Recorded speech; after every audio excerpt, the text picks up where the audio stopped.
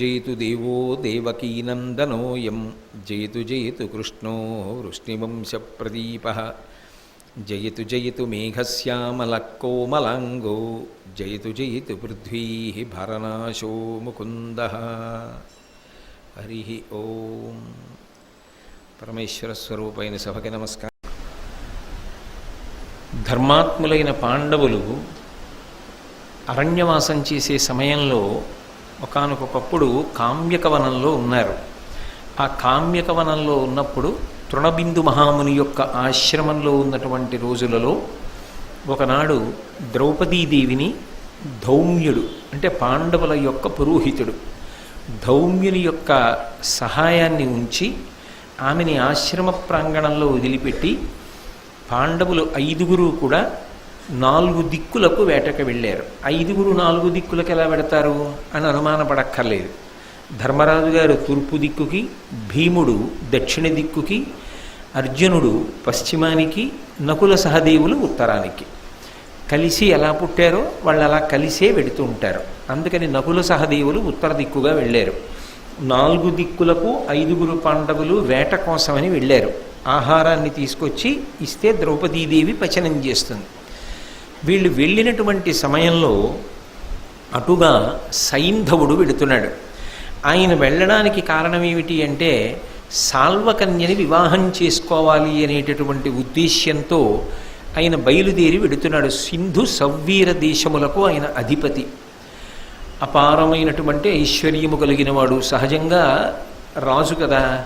అందుకని తనకి సంబంధించిన పరివారం అంతటితో వెడుతున్నాడు. వీరుడు సైంధవుండు జనవిశ్రుత శౌర్యుడు సాల్వకన్య నింపారగ పిండియాడుటకునై ద్రుపదక్షితిపాల తనూజ నచ్చటన్. ఆయన చతురంగ బలాలు అనుగమిస్తుండగా బయలుదేరాడు. చతురంగ బలాలు అంటే గజములు, ఏనుగులు, అశ్వములు, గుర్రాలు, రథములు, 4వది పదాతి దళము అంటే పాదచారులై వెనక వెళ్ళేటటువంటి సైన్యం. 4 రకాలైనటువంటి సైన్యం తనని అనుగమించి వస్తూ ఉండగా మంచి పటాటోపంతో దుర్యోధనుడు ఘోషయాత్రకి ఎలా బయలుదేరాడో అలా బయలుదేరి ఆయన ఆ తృణబిందు మహాముని యొక్క ఆశ్రమ ప్రాంగణం మీదుగా వెడుతున్నాడు. ఎందుకు వెడుతున్నాడు అంటే నిజానికి పెళ్లి కొడుకై వెడుతున్నాడు. ఆయన సాల్వకన్యని చేపట్టాలి వివాహం కోసమని ఆయన బయలుదేరి ఆ మార్గంలోనే వెడుతున్నాడు. వెడుతూ ఆ తృణబిందు మహాముని యొక్క ఆశ్రమ ప్రాంగణంలో ప్రవేశద్వారం దగ్గర ఆ ఆశ్రమ ద్వారమునందు కాంచే ఆశ్రమ ద్వారం దగ్గర ద్రౌపదీదేవిని చూశాడు. ద్రుపదక్షితిపాల తనూజ నచ్చటన్. ద్రుపద మహారాజు గారి యొక్క కుమార్తె యజ్ఞసేని, అగ్నిగుండం నుంచి ఆవిర్భవించినటువంటి మహాతల్లి, పరమపతివ్రతా శిరోమణి, అటువంటి ద్రౌపదీదేవిని చూశాడు.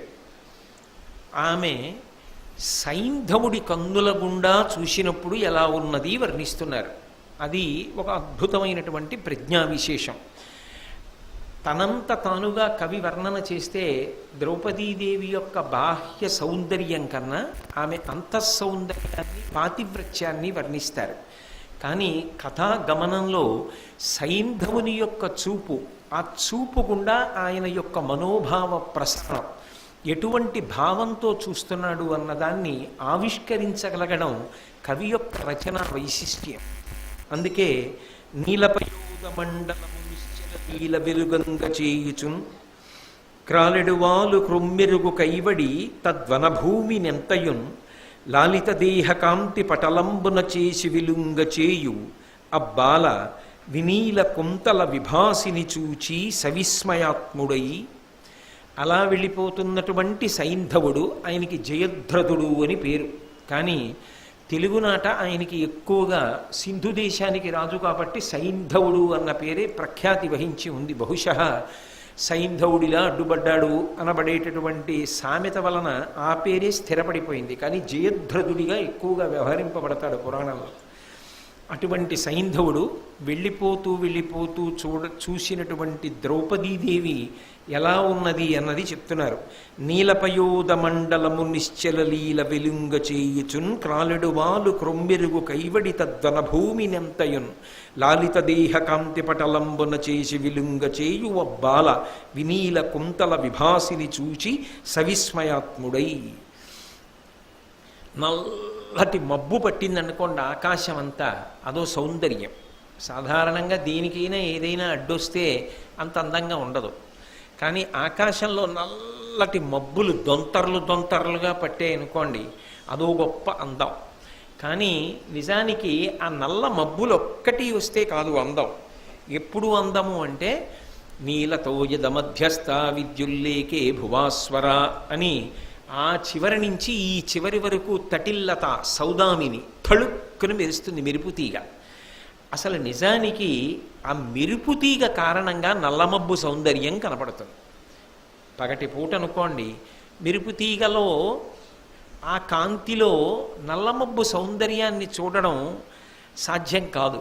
కానీ చీకటి పడిన వేళ చల్లటి గాలి వస్తోందనుకోండి, ఓ ఆకాశం మబ్బు పట్టిందేమో అని బయటికి వచ్చి పైకి చూశారనుకోండి, యథాలాపంగా ఎలా కనపడుతుంది? మబ్బులు పట్టాయని కనపడదు. అది బాగా కనపడేటట్టుగా వెలుతురుందనుకోండి, అప్పుడు అందం ఉండదు. కానీ తళుక్కున, అది కూడా ఏదో దీపం వెలిగినట్టు వెలగదు. ఆ మెరుపు తీగ వచ్చినప్పుడు ఏం చేస్తుందంటే ఆకాశంలో ఆ చివరి నుంచి ఈ చివరి వరకు ఏదో అల్లెత్రాడు ఎలా ఉంటుందో అలా ఒక్కసారి వెలుగుతుంది. ఆ వెలిగినప్పుడు ఊరు కూడా కనపడుతుంది. కానీ వెలుతురు కంటిని ఆకర్షిస్తుంది. కంటిని ఆకర్షిస్తుంది కాబట్టి మనం మెరుపుతీగ వంక చూస్తాం. కానీ మెరుపుతీగని చూడడంలో చిత్రం ఏమిటంటే నల్ల మబ్బుల కాంతి కూడా కనపడుతుంది, ఆ మబ్బుల సౌందర్యం కూడా కనపడుతుంది. ఇప్పుడు నిజానికి మబ్బుల సౌందర్యాన్ని మెరుపుతీగ ఇనుబడింపచేసిందా, మెరుపుతీగ సౌందర్యాన్ని మబ్బులు ఇనుబడింపచేశాయా అంటే రెండూ సౌందర్యవంతములే అయినా ఆ మెరుపుతీగ లేనినాడు మాత్రం మబ్బులకింత సౌందర్యం ఉందన్న విషయం ద్యోతకము కాదు. అడవిని చూసేటప్పటికి భయం వేస్తుంది ఎవరికైనా. కానీ నల్లటి మబ్బులున్న ఆకాశాన్ని మెరుపుతీగ ఎలా ఒక్కసారి ప్రకాశింపచేస్తుందో భయానికి పర్యాయపదమైనటువంటి ఆ అరణ్యంలో అందం కూడా ఉంది. అందం లేకపోవడం ఉండదు. ఎందుచేత అంటే అన్ని లతలు, అన్ని ఓషధులు, అంతంత పెద్ద పెద్ద వృక్షాలు, అనేకమైన మృగాలు, పక్షులు, వీటన్నిటితోటి సెలయేళ్లతోటి జలపాతాలతోటి బహుధా అందంగా ఉంటుంది అడవి. అడవి అందం కనపడాలి అంటే మెరుపుతీగతో సంబంధం ఉండదు. మెరుపుతీగ మెరిసినా అడవంతా కనపడుతుందండి అనకూడదు.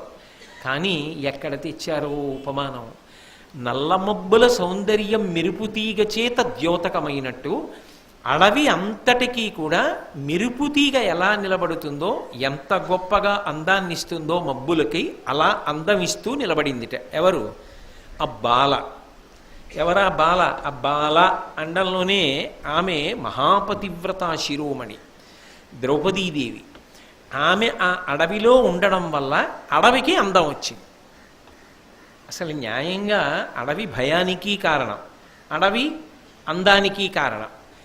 అందమైన వాటన్నింటినీ ఏదో మన పట్ల కాస్త ఉదాసీన భావంతోటో ప్రేమ భావంతోటో కనపడ్డాయి కదా అని బాగా లోతుకెళ్ళి అనుభవించే ప్రయత్నం చేస్తే ప్రమాదకారకములు కూడా అవుతాయి.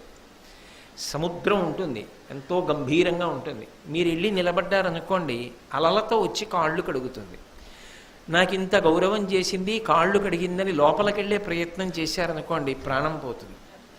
అరణ్యం చాలా అందంగా కనపడింది మెరుపుతీగ సౌందర్యంలో ద్రౌపదీదేవి ఉన్న కారణం చేత.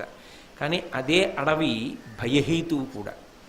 ఆమె మహాపతివ్రత. ఆమె యొక్క గొప్పతనాన్ని మహాపతివ్రత అని ఆమె సౌందర్యాన్ని మీరు కీర్తించారనుకోండి, అది మీ అభ్యున్నతికి కారణం. మీ అన్న మాటలో నేను సైంధవుణ్ణి దృష్టిలో పెట్టుకుని మాట్లాడుతున్నాను. కాదు, బాహ్యంలో ఆమె అందాన్ని ఒక్కదాన్నే చూసే ప్రయత్నం చేశారనుకోండి, అడవి క్రూర మృగాలకు ఎలా ఆవాసమో పైకి కనపడకుండా ఉంటాయి, కానీ అవసరమైనప్పుడు వస్తాయి. వెనక వేటకెళ్ళిన పాండవులు కూడా అలాగే వస్తారు. అప్పుడు అలా చూసినవాడు మిగిలే అవకాశం ఉండదు. కాబట్టి ఆ అడవినంతటినీ కూడా అందగింపచేస్తూ ద్రౌపదీదేవి అక్కడ నిలబడి ఉన్నది. అయితే కవి ఒక చమత్కారం చేశారు. ఇందులో ద్రౌపదీదేవి యొక్క వర్ణన ఏమీ చెయ్యలేదు. కానీ ఇందులో మీరు గమనించవలసింది ఏమిటి, సైంధవుడు చూస్తున్నాడు ఆవిడ నిలబడి ఉంది అని ఏదో ఒక సంఘటనగా వర్ణించట్లేదు. సైంధవుడు ఆమెని చూస్తుండగా ఆమె ఎలా చూడబడింది అన్నది కదా చెప్తున్నారు. ఆమె శరీర అంగప్రత్యంగములను వేటిని వర్ణించలేదు. వర్ణించకుండా సంకేతాత్మకంగా ఒక మాట వేశారు. వినీలకుంతల విభాసిని చూచి సవిస్మయాత్ముడై. ఆమె యొక్క కేశభారం ఉన్నది. కేశభారము అంటే పెద్ద జడ, పెద్ద జుత్తు. దుశ్శాసనుడు మరణించే వరకు, అతని నెత్తురితో తడిసే వరకు ఆమె జుత్తు ముడి వేసుకోనంది కదా, అందుకని పెద్ద కేశభారం చల్లుకుని ఉంది. ఆమె కేశభారాన్ని చూశాడు. చూసినప్పుడు పవిత్రమైన దృష్టికోణంతో చూసి ఉంటే అది అభ్యున్నతి కారకం. అది అలా చూడకపోతే పతన కారణం. ఎందుచేత అంటే అమ్మవారి జుత్తుకి ఒక విశేషం ఉంది. ఎక్కడైనా సరే పతివ్రతామ తల్లులైనటువంటి ఎవరి కేశభారానికైనా అంతే శక్తి ఉంది. నా అభిప్రాయంలో అయితే ఏ స్త్రీ కేశభారానికైనా అదే శక్తి ఉంది. ధునోతుధ్వాంతం నస్తులిత దళితేందీవరవనం ఘనస్లిగ్ధశ్లక్షణం చికుర నికురంబం తవ శివే యదీయం సౌరభ్యం సహజముపలబ్ధం సుమనసో వసంతస్మిన్ మన్యే వలమధన వాటీ విటపినాం అంటారు శంకరులు సౌందర్యలహరిలో. ఆ నల్లటి జుత్తు పవిత్రమైనటువంటి హృదయంతో చూస్తే నల్లటి చీకట్లని చీల్చివేస్తుంది, అజ్ఞానాన్ని తినేస్తుంది. అమ్మవారి జుత్తుకంత శక్తి ఉంది. ద్రౌపదీదేవి యొక్క కేశభారం వంక చూసినప్పుడు మహాతల్లి, మహాపతివ్రత, యాజ్ఞసేని అని ఒక నమస్కారం చేస్తే సైంధవుడు ఏమై ఉండేవాడు. కానీ అలా చూడలేదు సైంధవుడు. చూడలేదనడానికి ఎక్కడ చెప్పారు అలాగని? ఆ పద్యంలో ఉందా ఎక్కడైనా అలా చూడలేదు అని? అంటే కంటికి నదర కాంతి, ఆయనకి ఆమెలోని కాంతి, బాహ్యకాంతి కనపడుతోంది తప్ప ఆంతరకాంతి కనపట్టలేదనడానికి ఉదాహరణ అరణ్యాన్నంతటినీ కూడా ఉద్దీపింపచేసినటువంటి అందంగా ఆమె ఆయనకు కనపడింది. అంటే ఆయన సహేతుకంగా సద్భావంతో భక్తి పురస్సరంగా ఆమెని చూడలేదు అని చెప్పడానికి చెప్పకుండా చెబుతూ పద్యరచన చేయడం. అంటే ఒక నీచమైనటువంటి భావన ఆయన మనసులో ఉన్నది. అందుకని ద్రౌపదీదేవి అలా కనపడింది. ఎవరికి ఎలా కనపడింది అన్నదాన్ని బట్టి అవతల వారి పతనము ఉండదు, ఉద్ధరణ ఉండదు. కానీ చూసిన వాడి పతనం, ఉద్ధరణ ఉంటాయి. శీశుపావృక్షం కింద కూర్చున్నటువంటి సీతమ్మ దగ్గరికి వచ్చి మాట్లాడుతున్నప్పుడు రావణాసురుడు సీతమ్మని చూసినటువంటి దృష్టికోణం వేరు. అదే సీతమ్మని శిశుపావృక్షం మీద కూర్చుని చూస్తున్నటువంటి హనుమ యొక్క దృష్టికోణం వేరు. చూస్తున్నది ఇద్దరూ ఒకరినే చూస్తున్నారు. కానీ ఎలా చూడాలో అలా చూసి మాతృభావనతో చూసినటువంటి హనుమ చిరంజీవి అయ్యారు, భవిష్యత్ బ్రహ్మ అవుతున్నారు. చూడకూడని చూపు చూసిన రావణుడు 10 తలలు ఉన్నా తెగిపోయి యుద్ధభూమిలో పడిపోయి అపకీర్తిని మూటకట్టుకున్నాడు. ఇప్పుడు చూడబడిన వస్తువుది ప్రజ్ఞ, చూసినటువంటి దృష్టి కోణంది ప్రజ్ఞ. అంటే నువ్వు ఎలా చూస్తున్నావన్న దాన్ని బట్టి, అంటే కంటిది కాదు దోషం, మనసుది దోషం. మనసు ఎలా భావన చేస్తూ చూస్తోంది అన్నదాన్ని బట్టి నీ ఉద్ధరణ కానీ పతనం కానీ ఆధారపడి ఉన్నాయి. అంటే చూడడం గొప్ప కాదు, చూడడంలో ఆంతర ప్రజ్ఞది గొప్ప. అందుకే గీతలో ఒక మాట అంటాడు గీతాచార్యుడు, మమ తేజోంశ సంభవం అంటాడు. లోకంలో ఎక్కడైనా ఏదైనా మన కంటికి ఇంకొకడి కంటికి నచ్చచ్చు, నచ్చకపోవచ్చు. నా కంటికి చాలా అందంగా కనపడింది అనుకోండి, చాలా అందంగా ఉంది అని నా మనసులో భావన చేస్తే మనసుకు ఉన్నటువంటి లక్షణం ఏమిటి అంటే అది నాదైతే బాగుండును, నేను అనుభవిస్తే బాగుండును అన్న భావన కలుగుతుంది. అది ఈశ్వరాంశ, అది ఆ పరదేవత యొక్క సౌందర్యం. నేను ఏ కామాక్షి పరదేవతని ప్రతిరోజు మూకశంకరుల యొక్క శ్లోకంతో ప్రార్థన చేస్తానో ఆ పరదేవత నా కన్నుల ముందు ఇవాళ ఇలా కూర్చుంది ఎదురుగుండా అని నేను భావన చేశాను అనుకోండి, మమ తేజోంశ సంభవం, అది పరదేవత యొక్క సౌందర్యం, ఆమె కాంతి నా కన్నుల ముందు ఇలా దర్శనమిస్తోంది అనుకుంటే నాకు ఉద్ధరణ. అటు చూసినా నా కన్నులే, ఇలా చూసినా నా కన్నులే, చూసిన కన్నులకు దోషం లేదు. చూసినప్పుడు భావనని ప్రచోదనం చేసిన మనసు మాత్రం బంధమోక్షములకు కారణమవుతుంది. అందుకే అదే గీతాచార్యుడు ఒక మాట అంటాడు, మనోహిహే మన ఏవ మనుష్యాణం కారణం బంధమోక్షయో, మనసే బంధమోక్షములకు కారణమవుతోంది. ఏ దృష్టికోణంతో చూస్తున్నాడో అది పతనం వైపుకి తీసుకెళ్ళగలదు, ఉద్ధరణ వైపుకి తీసుకెళ్ళగలదు. అంటే ఇక నేను వేరే చెప్పాలా, జారుడు మెట్ల మీద నిలబడ్డాడు ఇప్పుడు సైంధవుడు, అంటే ప్రమాదాన్ని కౌగిలించుకోబోతున్నాడు. కాబట్టి అటువంటి తల్లిని, ఆ ద్రౌపదీదేవిని చూశాడు. చూసి రథాన్ని ఆపాడు. ఎవరు? వివాహితుడు. ఇత పూర్వం ఆయనకి భార్య ఉంది, ఎవరో కాదు, సాక్షాత్తుగా దుర్యోధనుడి యొక్క చెల్లెలైనటువంటి దుస్సల, అంటే 9 కౌరవుల యొక్క చెల్లెలు దుస్సల సైంధవుడి యొక్క భార్య. ఆమెతో సంతోషంలో తృప్తిని పొందలేనివాడు ఇప్పుడు వేరొక కన్యని స్వీకరించడానికి, సాల్వకన్యని స్వీకరించడానికి వెడుతున్నాడు. రాజులకు అది దక్షిణ నాయకత్వం కదండి, అందులో అంత దోషం పట్టడానికి ఏముంది అంటే, దక్షిణ నాయకత్వం ఉన్నటువంటి ఇక్ష్వాకు వంశంలోనే పుట్టిన రామచంద్రమూర్తి ఏకపత్ని వ్రతుడై బ్రతకలేదా? సమాజానికి మార్గదర్శకుడు కాలేదా? అది మనసుని బట్టి ఉంటుంది. సాల్వకన్యని వివాహం చేసుకోవడానికి వెడుతున్నాడు. సాల్వకన్యని వివాహం చేసుకోవడానికి వెడుతున్నవాడు ఇత పూర్వం ఒక భార్య ఉన్నవాడికి దిక్కుమాలిన బుద్ధి ఎందుకు పుట్టాలి? ఆమె ఎవరు? తనకి చెల్లెలితో సమానం. ఎందుచేత? దుస్సల భర్త తాను. కౌరవులకు ఆమె చెల్లెలైతే పాండవులకు కూడా ఆమె ఏమవుతుంది? చెల్లెలవుతుంది. చెల్లెలి భర్త పాండవులకు బావగారు. పాండవులకు బావగారైతే పాండవ పత్ని ద్రౌపదికి ఆయన ఏమవుతాడు? అన్నయ్య అవుతాడు. అన్నయ్య చెల్లెలి వంక చూసినప్పుడు 2 కారణముల చేత ఆయన మనసు కదిలిపోవాలి వేరొక రకంగా. ఎందుకు కదిలిపోవాలి? ఒకటి, నా చెల్లెలు అలా అనిపించగానే ఆగి ఒకసారి కుశలం అడుగుతాను. 2, ఆమె సంతోషంగా లేదు.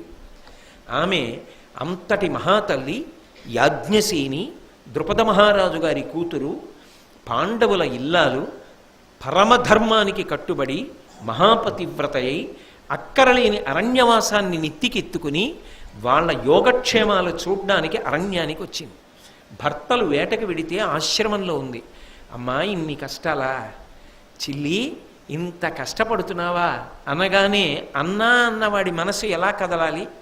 అప్పుడు ఆమెలోని అందం కనపడుతుందా? ఆమె పడుతున్న బాధ కనపడుతుందా? అది కనపడకపోవడం సైంధవుడు చేస్తున్న దోషం. అలా చెప్పరు, ధృవపరచరు, ఎక్కడా ఏ ధృవపత్రాలు ఇవ్వరు. కానీ కవిత్వంలో ఆవిష్కరించడం ప్రజ్ఞ. అంటే అన్యాపదేశంగా భారతం చదువుకుంటున్న వాడికి, భారతం వింటున్న వాడికి దేశకాలములతో సంబంధం లేకుండా ఎప్పటికీ ఒక సందేశం అందుతోంది. నీ మనసు సంస్కరింపబడని నాడు నీవు పతనము వైపుకి వెడతావు తప్ప ఏ కోర్కెని కూడా అనంతమైన అనుభవము చేత నువ్వు సంతృప్తిని పొందలేవు. నేను అన్నమాట మీరు అర్థం చేసుకుని ఉంటారు. అంతకన్నా నేను ఇంకొంచెం కిందకొచ్చి ఒక ఉదాహరణ చూపించాలి అంటే పరమ పవిత్రంగా ఒక్క మాట అనగలను. కోర్కెలు అనేటటువంటి అగ్నిహోత్రం రగిలిపోతుంటే నీళ్లు పోస్తే ఆరుతుందేమో కానీ నీళ్లలాగే ఉంది కదా అని కరిగిన నెయ్యి పోస్తే మాత్రం ఆరదు. ఆ దృష్టికోణం చేత కాకపోతే దుస్సలున్న సాల్వకన్య కావలసి వస్తుంది. సాల్వకన్యని పెళ్లి చేసుకోవడానికి వెడుతున్న మార్గంలో కనపడిన చెల్లెల్ని కూడా అందమే చూడగలిగిన దుర్బుద్ధి కలుగుతుంది. నీ మనసుని సంస్కరించుకోనప్పుడు పతనహేతు అవుతుంది సుమా. పరమ జాగ్రత్త. అది అన్యాపదేశమైన సందేశం సమాజానికి. కాబట్టి ఆయన ఆగాడు. ఆగి మొదట వచ్చినటువంటి ఆలోచన ఏమిటంటే, ఈమె యక్షజాతి కన్యయా, దేవతా కన్యయా, పన్నగజాతి కన్యయా, ఒక్కనాటికి కాదు. ఎందుచేత అంటే ఇంత గొప్ప అందం వాళ్ళలో ఎక్కడుంటుంది? ఈమె ఖచ్చితంగా మనుష్య జాతికి సంబంధించినటువంటి స్త్రీ కాబట్టి వెంటనే ఆమె ఎందు మరులుగొన్నాడు. మరులుగొని కూటికాస్యుడు అని ఒక స్నేహితుడు ఆయన్ని పిలిచాడు. పిలిచి ఆయనతో ఒక మాట చెప్పాడు. ఈ కమలాక్షి నాకు హృదయేశ్వరి అయిన త్రిలోకరాజ్యమున్ చేకొరనేలినట్లు విలసిల్లెద దర్పక వీరు బంటుగా గైకొని సర్వభోగములు కాంతు ఒడంబడబల్కి దీనికిన్ నాకును పొందనర్చి కరుణం చరితార్థుని చెయ్యవేనను అన్నాడు. ఆ కోటికాస్యునితో ఒక మాట అన్నాడు. ఈమె ఈ కమలాక్షి నాకు హృదయేశ్వరి అయిన ఈమె నాకు వలపుగత్తె కావాలి. ఈమె నాకు వలపుగత్తె అయితే సాధారణంగా మన్మధుడు బాధిస్తాడు, మనసుల్ని బాధిస్తాడు తన బాణముల చేత. అంతకన్నా వివరణ అవసరం ఏముంటుందండి? కానీ ఆ మన్మధుణ్ణి నేను బాధిస్తాను. ఎలా అంటావేమో, దర్పక వీరు బంటుగా కైగొని సర్వభోగముల కాంతు. ఆమె నా హృదయేశ్వరి అయితే సర్వభోగములు ఆమెయే నాకు. కాబట్టి ఒడంబడ పల్కి దీనికి నాకును పొందనర్చి ఆమె అంగీకరించేటట్టుగా మధ్యవర్తిత్వం వహించి ఆమెతో మాట్లాడి ఆమెని నా హృదయేశ్వరిని చెయ్యి, కరుణం చరితార్థుని చెయ్యవేనను, నా జన్మకు ఒక సాఫల్యాన్ని దయతో చేకూరేటట్టుగా ప్రయత్నం చెయ్యవయ్యా కోటికాస్యుడా అని ప్రార్థన చేశాడు. Tell me your friends, I will tell you what you are అని ఒక ప్రొవెర్బ్. నీ స్నేహితులు ఎవరో చెప్పు, నువ్వెవరో నేను చెప్తాను అని. స్నేహితుడు అన్నవాడు అన్ని వేళలా మిత్రుడు అడిగాడు కదా అని చెప్పి ఏది పడితే దాన్ని అంగీకరించగలిగినటువంటి వాడు ఉద్ధరణ చెయ్యలేడు. అందుకే స్నేహితుడు వేరు, మిత్రుడు వేరు. మితము నుండి అమితములోనికి తీసుకెళ్ళగలగాలి. అటువంటి నీచమైన మాట చెప్పిన తాను ఒక రాజు కదా, ధర్మం తెలిసి ఉండాలి కదా. ఏమి నీ నీచమైన మనప్రవృత్తి, సాల్వకన్యని చేపట్టడానికి ఎడుతున్నావే, వెడుతూ వేరొక ఇల్లాల్ని వేరొక స్త్రీని రథం మీద పెట్టుకుని ఎడతావా? ఇంతకన్నా హీనమైన ప్రవృత్తి ఉంటుందా? దానికి నేనే దొరికానా నీకు? నేను వెళ్ళి మాట్లాడినా ఆవిడితోటి? ఇంతకన్నా దారుణమైన విషయం ఉంటుందా? నీ బుద్ధి మరల్చుకో అని సుగ్రీవుడితో మాట్లాడుతున్నప్పుడు భయాన్ని పొందిన సుగ్రీవుడు, ఇలా కామాన్ని పొందినవాడు కాడు, భయాన్ని పొందిన సుగ్రీవుడితో హనుమ మాట్లాడినట్టు మాట్లాడాడు అనుకోండి. ఆయన ఉత్తముడైన స్నేహితుడు. కానీ సాధారణంగా లోకంలో ఎలా ఉంటుందంటే ఒక భ్రష్టుడైన వాడి చుట్టూ ఉండేవాళ్ళు భ్రష్టులే ఉంటారు తప్ప అసలు ఉత్తముడైన వాడు ఎలా చేరుతాడు? ఒకవేళ చేరాడు అనుకోండి, వాడు చెప్పిన మాటలు భ్రష్టుడికి ఎందుకు ఎక్కుతాయి? ఒక భ్రష్టుడు ఒక కార్యక్రమాన్ని చేశాడు అనుకోండి, వాడి చుట్టూ ఉండే భ్రష్టులు ఇది భ్రష్ట కార్యక్రమం రా అని చెప్పేవాళ్ళు ఉంటారని మీరు అనుకుంటున్నారా? ఉంటారా? భ్రష్టుడు ఏ భ్రష్ట కార్యక్రమం చూపిస్తాడో వెనక ఉన్న భ్రష్టులు దాన్ని సమర్థించే చెప్తారు కదా. అంతకన్నా భిన్నంగా ఉంటుంది ఆ లోకంలో. ఒకవేళ అలా కానివాడు ఒకడు లేచి అది భ్రష్ట కార్యక్రమం అని చెప్పాడు అనుకోండి, వీడు వింటాడా? అటువంటి వాడిని ఉండనిస్తాడా? రావణాసురుడు చేస్తున్న పనులు తప్పు, నువ్వు ఇటువంటి భ్రష్ట పనులు చేయకూడదు అని విభీషణుడు లేచి చెప్పాడు. ఉండనిచ్చాడా రావణుడు? దగ్గర ఉండనిచ్చాడా? ఉండగలిగాడా విభీషణుడు? విడిచిపెట్టి ధర్మాత్ముడైన రాముడి దగ్గరికి వెళ్ళిపోయాడు. కాబట్టి birds of same feather flock together. ఏ పక్షి ఆ గూటికి చేరుతుంది. కోటికాస్యుడు సైంధవుడితో కలిసి ప్రయాణం చేస్తున్నాడు. సైంధవుడు ఏ పని చేస్తున్నాడో తెలిసి తిరుగుతున్నాడు. సాల్వకన్యని చేపట్టడానికి వెడుతున్నవాడు మధ్యలో ఆకి తమకంతో ఒక స్త్రీ వంక చూస్తున్నాడు అంటే, పక్కన వచ్చి నించుని ఆయన మాట్లాడే వరకు నిలబడ్డాడంటే వీడో భ్రష్టుడు అని చెప్పడానికి మీకు ఇంకొక ఉదాహరణ కావాలా? అందుకే జీవితంలో అసలు మనస్సు విరుగుడు పడాలి అంటే మంచి వ్యక్తి యొక్క స్నేహాన్ని దక్కించుకోవాలి. ఏది ఏమైపోనివ్వండి, అవమానమునకే గురి కానివ్వండి, దాని వలన ఇబ్బందే కలగనివ్వండి, మంచి వ్యక్తుల యొక్క స్నేహాన్ని మాత్రం జీవితంలో వదలకూడదు. ఎందుకో తెలుసా? ఎంత మురికి పట్టిన నీరైనా ఒక ఇండిపి గింజ అందులో పడిందనుకోండి, మట్టి విరిగిపోయి అడుక్కి వెళ్ళిపోతుంది. అది పరిశుద్ధతనిస్తుంది. కాబట్టి లోకంలో ఒక సత్సాంగత్యం, ఒక్క మంచి పురుషుడితో స్నేహం జీవితాన్ని మారుస్తుంది. కానీ సాధారణంగా ఏమిటంటే ప్రయత్నపూర్వకంగానైనా ఒక మంచివాడి స్నేహం చేసే ప్రయత్నం చెయ్యరు. ఇదే భారతంలో ధృతరాష్ట్రుడు ఎంత దుర్మార్గుడు కానివ్వండి, కనీసంలో ఆయన చేసిన మంచి పని ఏమిటంటే ప్రతిరోజు విదురుడు చెప్పిన మంచి మాటలు వినేవాడు. విదురుణ్ణి విడిచి నేను ఉండలేనని ఒకప్పుడు విదురుడు అరణ్యానికి వెళ్ళిపోతే బ్రతిమాలి వెనక్కి పిలిపించుకున్నాడు.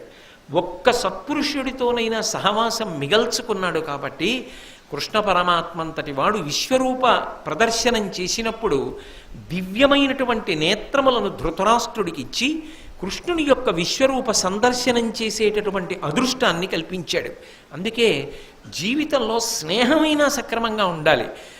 మనసు మంచిది కాదు, పక్కన చేరిన స్నేహితుడు మంచివాడు కాడు. ఇప్పుడు అటువంటి వాడు ఏమైపోతాడు? అందుకే పిల్లలకి చిన్నతనం నుంచి నేర్పవలసినది ఇది అంటే అందరితో కలిసి ఉండు, కానీ స్నేహం విషయంలో చాలా జాగ్రత్తగా ఉండు.